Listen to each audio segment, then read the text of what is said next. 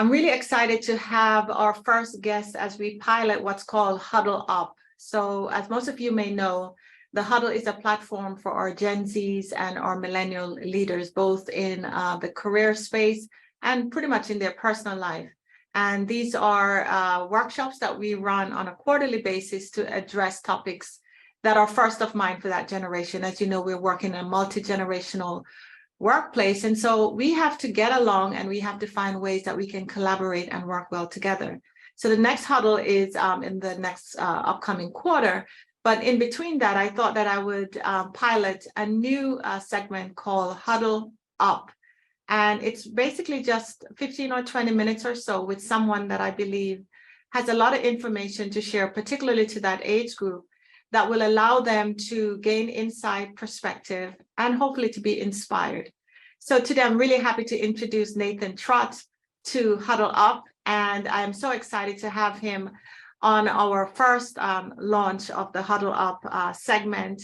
And I'm delighted to really have this conversation with him. And as much as I've had a couple of points jotted down, we'll see how the conversation goes. So Nathan, thank you so much for joining Huddle Up. Thank you very much. It's happy to be here, and hopefully I can share as much information as I can. Thank you so much. So am I right in saying that you're back home in Bermuda? Yes, I'm back home for the summer break. I recently just finished my football season, so I'm back here for about 12 to 13 days. So I'm trying to spend as much time with friends and family and catch up with everyone on the island. Okay, so I have a few questions at the end to poke a little bit about what you're going to be doing while you're back home in Bermuda. But before we get started, tell us a little bit about who's Nathan Trott. Yes, so Nathan Trott is a boy who was born and raised in Bermuda by a Jamaican and Caribbean family. My dad's Bermudian, my mom's Jamaican. So I've got that mix there. And it's just someone who's been traveling all around the world, chasing his dream, trying to become a professional footballer. So it all started back home in Bermuda and, playing grassroots football here and kind of just taking that dream to into football here and then traveling to Spain and England and France and all these different parts of the world, just just try and find himself in the professional world and make a name for himself, for everyone on the island who wants to become a professional footballer or athlete in general. Yes. So that's who I think I am. Wow, that is awesome. There's like so many bits and pieces that you dropped there. I love that you started off by introducing your roots. You have a Caribbean background, a Bermudian background. So we know you have some really strong core values that hopefully has set you up nicely for the success that you are enjoying as a professional footballer internationally. I know you're in Denmark at this stage. And tell us a little bit about the team that you represent, that you're signed with, and why are you in Denmark? Yes, so I'm officially signed with a Premier League football team called West Ham. I've been there for around 7 years now. So it's taken a big chunk of my life. It has been revolved around West Ham and London and England. And, going through the ranks at West Ham, through the youth age groups, all the way to the first team, and being involved in the England age group has allowed me to build a good profile of myself at this young age, to be able to go out and go to different teams and different places and countries in order to gain experience for my career. So in my career so far, I've been on loan to 3 different teams. My first team was Wimbledon in the 3rd division in England. Then the year after was in France in a team called Nancy in the 2nd division, and most recently is a team called Vejle Ball Club in Denmark, which I've probably found my most success in so far in terms of my footballing achievements and experience. And this season, I think I've achieved a lot, not just in my accomplishment with the team as we got promoted to the 1st division in Superliga, which is a very big achievement for the club and for my career as well. And just finding myself improving a lot as a person and as a footballer in general, and in improving my game a lot and seeing it, come into real life and in the games in real life. So I think for me, this year and experience has been amazing compared to all my other years in football. So it was a lot to take in this year and a lot of positive things for sure. Yeah, thank you so much for just highlighting your journey. And, I've had the privilege to watch you grow, not just as an athlete, but also as an individual and as a leader and also as a team player. If you could highlight one or maybe two attributes you think that separates you from others in terms of being able not just to achieve success, but to also maintain that level of success, what would those two things be? I think mentally in sports, especially at high level, I think the rule that I always say to friends and family that ask this question is just mentally being at the same level, because a lot of things in sports is you get a lot of highs and more lows than highs at most of the time. So I think for me personally was keeping the same mental state at a balanced part. So if I experience a big low, is to keep that exact same mentality, not to question myself or get too down on myself where I won't be able to perform at the same level. Or if I achieve something amazing, not to feel too high of myself or think I'm too good, or just kind of keep the same, being humble and keeping the same work rate and always looking at what you can improve. And I think as time goes by, naturally you'll start to see yourself improve and, get used to this type of pressure, because at this level it's pressure every single day. And, there's one thing that you have to get used to. It's just you can't drop the level at any point. You have to keep the same intensity, same focus, and persistence as well, because you go through a lot of many other things, not just in sports, just things that you go through in life, where it's family or injuries and different things that can knock you off your game. So I think it's important to have a good balance in life as well, as do things you enjoy and and keep the same level of focus. I think it's extremely important for you not to just do good for 1 year. Football can either last you 5 years or 15 years, depending mentally how strong you can be or how focused you really are. So I think for me, the two main points for me is being mentally strong and being persistent. I would say are the two strong points that I think will keep me at the top of my game for hopefully many more years. I love it. And we just finished May. The month of May was focused on mental health and wellness. And it's so important to find a way to create that balance and to find a way to create that equilibrium. Like you said, when you're at your high, you know how to level that down. And when you're at your low, finding ways to bring that up. And thank you for sharing some of the things that you do around just making sure that you have those connections and you're doing the things that you love and the things that you enjoy to balance out that incredible stress. Because is it fair to say that even when you are in practice, is the stress still there, or is it just game time? For me personally, because I think I've been in professional football for 8 years now, I think practice is there's always pressure no matter where you are. But I think I get most of my pressure when it's just before a game, or I think once I'm in the game, I think the pressure goes away completely. But the whole build up towards the game is when you start thinking about a lot of things in the game, what you're gonna do, what team you're playing against, how much the game means to you or the team. Because it's not just you that's on the field; it's the pressure from the coaches, the manager, the owner of the club. Everyone's under pressure, so and it all can depend on you on the day. So, but for me, I think me personally, I put a lot of pressure on myself to perform every day in training, because I truly believe once you start to drop the ball maybe by 1%, it can make a big difference depending on how you play on the weekend. So for me, I think most of the pressure comes from myself, and that's just not pressure that will affect me in a bad way, but that will keep me at a high level that I need to be at. Mm-hmm. I like that about being really cautious about the things that you do in practice, because it have a direct correlation with how you show up on the game day. And, it is so true as well in terms of your professional career as well is, sometimes people think I can just turn it on when I get there. but it does matter the things that you're doing behind the scenes to make sure that you're honing those skills, and whatever it is that you need to work on, that you're working on those things so that when the opportunity arises, you can stand up and deliver that with confidence. Now, I think it's fair to say that you're a natural athlete. Is that correct? Yes. Yes, Yes, I right? would say, yeah. So Yeah. you're probably the guy that was good at a lot of things, running, jumping, all that stuff, right? So Yeah. as we look at how far does talent take you, and when does it stop, and when does that next thing begin? I want to talk to you a little bit about what are some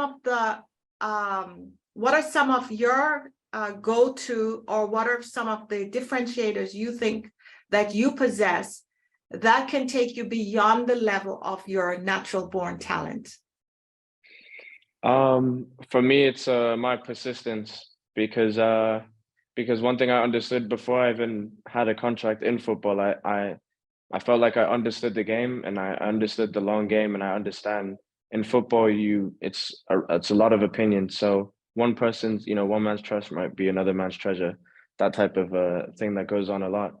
And as well, at the beginning of my career, I went through maybe 4 or 5 different trials at different teams, and it all ended the same way, where getting rejected after 6 weeks of training, or thinking you've done well, and getting good reports that you've done well, and then in the end, not getting a contract, or not getting the yes or no. So I think for me, what took me further than everyone else was not thinking too much, almost just keep believing in myself. And I know how good I am, and it only takes maybe 1 or 2 people to believe that you have this potential to become a good player. And in the end, that's what happened. But it didn't take. It wasn't just one training session. It took maybe 6 to 10 weeks of just pure rejection, and lots of traveling, and just lots of different things to deal with. And I think for me, I think with my mentality, I didn't take it too personal, the rejections, because I think one rejection is enough to make you quit the game completely, and put you in a bad place where you don't want to play the game anymore. It doesn't motivate you to keep pushing on forward. So I think for me, the main thing was just to keep believing in myself, stay persistent, and not focus on too much on the rejections. And eventually, something, I think after one bad moment, I think, oh, there's always something good that will happen in the future, and there's always a reason why certain things happen. I look back at my career now to this day, and I can see that there's been a lot of things where I thought, this wasn't fair, or I can't believe this is happening. And then a month or two, or a year or two later, something even better happens because of the reason I got rejected. So I believe a lot of these things, rejections and, tough moments, happen for a reason. Thank you. What a wonderful mindset as we think about resilience and grit, because that's what I'm hearing, that grit, that fight, and that absolute belief in your ability in terms of what you are gifted with, and just being relentless in pursuing it despite, like you said, setbacks or rejections or what seems like failure. When you look back, as you said earlier, in reflection, it's actually a setup for something even bigger.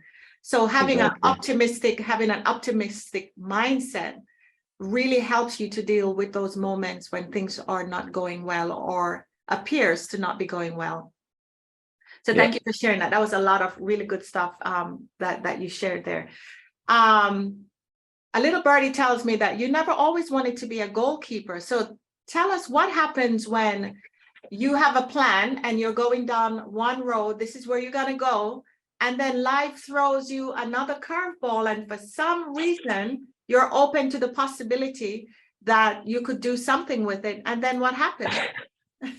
Yeah, so this is another reason why I always believe everything happens for a reason. So when I was younger, I used to just enjoy going and goal, because it was fun. You could just jump around, you could have fun. It wasn't too much thought behind it. And everyone would say to me, "Oh, you're really good in goal. You should try going and goal." And I said, "Yeah, I'll go and go for fun." I just used to mix it up. I used to play in every position, but I never took a goalkeeper too serious. And I think one summer Bermuda had an international tournament, in Mexico, and my coach Bascom really wanted me to come, and he said if I wanted to come, I could come as the second choice goalkeeper. And so I said, why not? It wasn't my original thought of becoming a goalkeeper in this tournament, but I came as the second choice goalkeeper just so I could be on the trip because I knew it would be a fun experience, and I enjoyed football a lot, so I didn't really care where I played. I would play anywhere as long as I was just playing football. And I think it was after the first game, there was an injury from the first choice goalkeeper in the first game, and that's when I got my chance in goal. So I went in goal in that game, played really well, and then we had 3 more games, and I played really well in the other 3 games. And then I kind of thought to myself, I had a lot of fun doing that. I played really well against top teams. I think we played Colombia, Portugal, and I want to say Mexico as another team, but like really good teams. So I thought to myself, if I can play good against these guys, imagine if I stayed here and I took this more serious. So I thought, since that tournament, I just thought I should just stay in goal if I want any chance of making it in the game. So happily that happened. Just looking back, it's crazy how that opportunity even came about, and it was the last thing on my mind to go and goal, but it changed my life completely. I love that story because so many times we have a plan or an idea of what it is that we want to create for our lives, and then life happens and it throws us a curveball, and it's about, do you have an open mindset to at least embrace the possibility that this could be something, and then daring yourself or being brave or courageous enough to go for it and then see what happens. And I love that because it also shows not just your openness, but your passion for the game as well. You said earlier, I would play any position on that pitch. I love the game, and just being there to play and being a part of the team and having fun was very important to you. Again, those are your values that's coming through. Your passion is what's allowing you to have that resilience and that grit and that persistence, right? Not just your talent, but a passion for the game.